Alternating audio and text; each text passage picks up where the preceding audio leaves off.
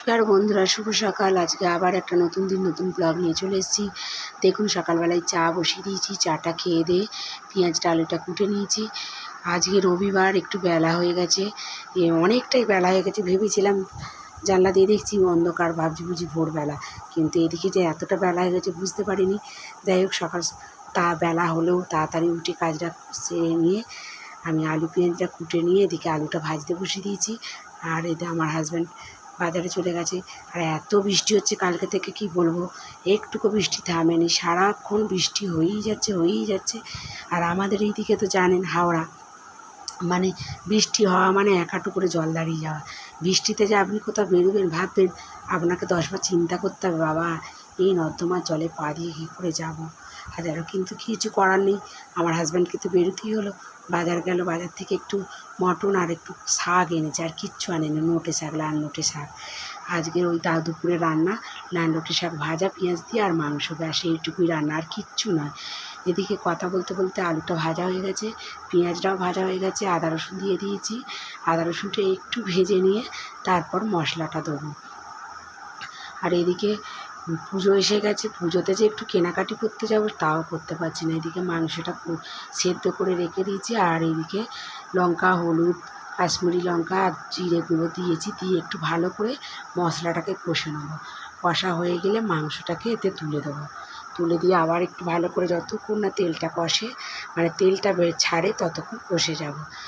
আর পুজোতে কেনাকাটি যে করতে যাব ভাবলাম, এবারে এক তো পুজো বলে কিছু মনেই হচ্ছে না যে পুজো, একটা যে পুজো সেই গন্ধ এসেছে, গন্ধ তো দূরের কথা, কিছু মনেই হচ্ছে না।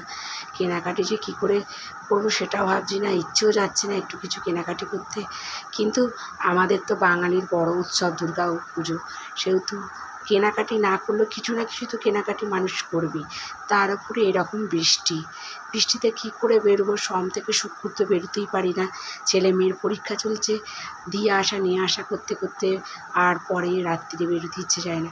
জানি শনি রবিবার একটু বেরোবো, এমন বৃষ্টি পড়ছে, বেরোতে পারছি না। যাই হোক, মশলাটা কষে মাংসটা তুলে দিয়েছি। দেখুন, মাংসটা তুলে এবার ভালো করে কষে নেবো। কষে যতক্ষণ না তেলটা ছাড়ে ততক্ষণ কষে যাব। তেলটা ছেড়ে দিলে জল ঢেলে দেবো, জল ঢেলে চাপা দিয়ে দেবো। আলুটা মাংসটা আর একটু সেদ্ধ হয়ে গেলে নামাবার আগে ধনেপাতা আর গরম মশলা দিয়ে নামিয়ে নেবো। আর যাই হোক, আজকে তো আর বেরোতে পারবো না, আমাদের এখানে জল দাঁড়িয়ে গেছে। তারপর যারা ফুটেতে বিক্রি করে তাদের কী অবস্থা হচ্ছে বলুন। তারা তো ভালো করে বিক্রি বাটা এমনিতেই এবছর হচ্ছে না। তারপর শনি মঙ্গলবার, যাই হোক, একটু শনি রবিবার একটু কেনাকাটি লোকে বেরোয়, পুজোর সময় অন্তত কিনতে বেরোবে, যার যেমনই ক্ষমতা থাক, যার যেমনই যাই হোক, একটু হলেও একটু কিছু হলেও কিনবে। যারা ফুটে বিক্রি করতে বসে, ভাবুন, তারা তো বিক্রি করতে কী করে বসবে এত বৃষ্টিতে। তারা তো বসতেই পারছে না, বৃষ্টিতে তো চাপা দিয়ে বিক্রি হয় না, লোক দেখবে কী করে। এমনিতেই লোক বেরোতে পারছে না, তার উপরে এইরকম অবস্থা। এই যে দেখুন, মাংসটা খুব ভালো কষা হয়ে গেছে, লাল লাল হয়ে, রঙটাও খুব সুন্দর এসেছে। এবার জলটা দিয়ে দেবো, জলটা দিয়ে ফুটে গেলে নামিয়ে নেবো। মশলা, গরম মশলা, ধনেপাতা দিয়ে। আজকে দুপুরে রান্না হচ্ছে মাংস, মটন, আর হচ্ছে নোটে শাক ভাজা, লাল নোটে ভাজা। আজকে দুপুরে রান্না কীরকম লাগলো, যদি ভালো লেগে থাকে অবশ্যই একটা লাইক আর কমেন্ট করবেন। নমস্কার।